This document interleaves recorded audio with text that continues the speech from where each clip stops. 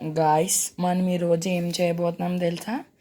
ఎండాకాలంలో మనకి ఎంతో చలవ చేసి మజ్జిగ అన్నం అనేది ఎలా చేయాలో నేను చెప్తాను చూడండి. ఫస్ట్ చికెన్ అయినా గేదె పాలు తీసుకోవాలి. చూడండి మీగడ అనేది ఎంత థిక్గా అంటే ఒరిజినల్ గేదె పాలు అనమాట. తీసుకున్న తర్వాత కొంచెం అప్పుడే రెడీ చేసిన రైస్ అయితే తీసుకోవాలి. 2 onions and 2 chilli. First of all rice అయితే దీంట్లోకి యాడ్ చేయాలి. మనమైతే ఇప్పుడు అన్నం అయితే ఇలా తీసేసుకున్న తర్వాత దాంట్లో అయితే వేడి వేడి చిక్కటి గేదె పాలు అయితే మనం వేసేసుకోవాలన్నమాట. గోరువెచ్చనగా ఉండాలి. ఈ చిక్కటి గేదె పాలు అయితే వేసేసుకోవాలి. మనం అయితే వాటర్ అయితే మిక్స్ చేయకూడదు. దాని తర్వాత దీంట్లో పెద్ద పెద్ద ఒక ఆనియన్స్ అయితే 2 వేయాలి. మీరు కంపల్సరీ ఇది అయితే చేసుకుని తినండి. ఈ చిల్లీస్కి చిన్న చిన్న ఘాట్లు పెట్టారంటే పొద్దున్నలోగా చిల్లీ అయితే బాగా మంచిగా అవుతుంది. ఇప్పుడైతే మనం సాల్ట్ అయితే దీంట్లో యాడ్ చేయకూడదు. సాల్ట్ అయితే దీంట్లో యాడ్ చేయకూడదు.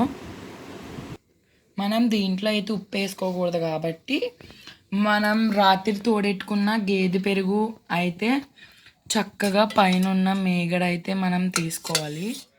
చూడండి ఎంత గడ్డ, ఇది కూడా గేదె పాలు కాబట్టి ఒక్క స్పూన్ అయితే దీంట్లో యాడ్ చేసుకోవాలి. 1.5 స్పూన్ వేసుకుంటే సరిపోద్ది. కాబట్టి బాగా మిక్స్ చేసిన తర్వాత